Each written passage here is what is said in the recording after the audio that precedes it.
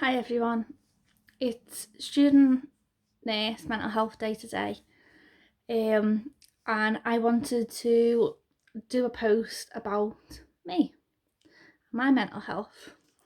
So, those of you that don't know me, my name is Becca. I'm a first year adult nursing student. For those of you that do know me, know that I'm on Twitter at STN Becca. I will put a warning in now that this video will talk about self-harm, suicide attempts, miscarriage, and some other things that might be upsetting for some people. So yeah, I've got experience with mental health for nearly 18 years now. It all started when I was about 11. I was really badly bullied in school. So I started self-harming, and years later down the line, quite recently, I found out that was my way of controlling something in my life because I couldn't control everything else with people bullying me. I was being attacked every day, and it was a really hard time for me. So self-harming for me was a way of releasing whatever it was and controlling just that little bit. It all got worse when I was about 14, and I was sexually assaulted in school in front of a lot of people. And it got way too far before somebody pulled him off me. Um, Unfortunately, the school weren't very supportive. Like always, we had our own police officers in school. They weren't very supportive either. They said if I wanted to take it further, then it would ruin his life and he'd be on the sex offenders register and all things like that. So that day was the first time I tried to end my life. Obviously didn't work, thank you. And I did attempt twice. And looking back now, I feel, now I'm not saying everybody should feel this way, but I felt really selfish. I felt like my mum and dad would have had to find me like that, with no explanation. They would have had to find their daughter in that way. And I know when we're in that deep, dark depth of despair that you just want the pain to end. You don't want to die. You just want everything to stop. And you don't think about other people. You don't think about your family. You don't think about your friends. You don't think about what's good, why you should stay. And when you're young, you think that it schools your entire life. You feel like this is the way it's always going to be and it's never going to get any better. And that's how I felt. And I just wanted it to stop. I couldn't do it anymore. So anyway, I carried on with school. I didn't do very good at school because I constantly walked out of class, just scared and fed up. So I only got 4 GCSEs. So I went to college. I've always wanted to be a nurse or a midwife or something in healthcare, so I knew I needed science. So I went to college, stopped self-harming, and done really well. I got a B in biology, C in chemistry. I was very, very proud of myself. Fast forward a little bit more. When I met my husband, we had our first baby. And I suffered really bad postnatal depression. And at the time I thought, I've always wanted to be a mum. And I thought, why am I, like, a lot of people with postnatal depression sort of don't really bond with the baby or don't really like being around the baby, which isn't all cases, but the majority of postnatal cases are. But for me, I couldn't put it down. I was not sleeping because I was watching her sleep constantly in case something happened. I was having really bad intrusive thoughts of like my family being in a car accident and me not being able to be there to help. It was really, really hard. And I just thought, I'm a terrible mum. And that she deserved better. But luckily I went and got help. I went to see the GP. They said that quite a lot of women have postnatal depression because of the imbalance of hormones. So yeah, I went through a little bit of counselling, got on some antidepressants, and at first, for a very long time, when I was a child, I refused tablets. I thought, oh, I didn't want to be on these happy pills. I didn't want to rely on pills to make me happy and things like that. But the more I spoke to my doctor about it, it makes sense. Like, if you've got a broken leg, you're going to take painkillers. If you've got an infection, you're going to take antibiotics. It's no different with your mind. You've really got to look after your mind. And I have this imbalance of hormones in my brain that can't regulate themselves, so I need tablets. It's not for everybody, no, of course not, but a lot of people enjoy going to counselling and talking therapies, whereas that's not for me. So everybody's different. So after all that, in 2016, whilst I was studying for my midwifery degree, I unfortunately lost a baby. Charlie, I named him. So I would have been around 16 weeks pregnant, but I found out that he had passed away 6 weeks before I lost him. A few months later, we were getting married, so I kind of feel like my mind was all about the wedding, and it was a bit of a distraction in a way. Not taking away the pain that I felt at all. I did end up having a really bad infection and I ended up in hospital.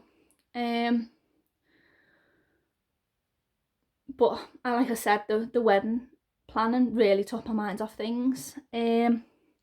Unfortunately, around about his year anniversary in 2017, I relapsed self-harm. So I had 8 years of not self-harming, and I was really struggling with his anniversary and what had happened, and I ended up self-harming again. And as soon as I done it, I felt so stupid. I felt like I've wasted 8 years of not doing it to then do it again. But again, went and got help. I ended up going to counselling, found out that I had PTSD from his birth, post-traumatic stress disorder. So I do still struggle around the time of his anniversary, I'm not gonna lie, but I have been 2 years self-harm free now. I've got a gorgeous tattoo to cover up scars, and just remind me that I am strong and that I don't need to self-harm anymore.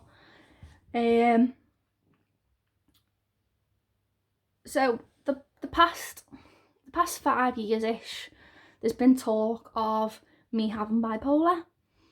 It's been on and off, and September last year, so September 2019, I was diagnosed with bipolar 2. So bipolar 2 just means that people with bipolar 2 are more likely to have longer and more severe depressive episodes, and not as severe manic episodes.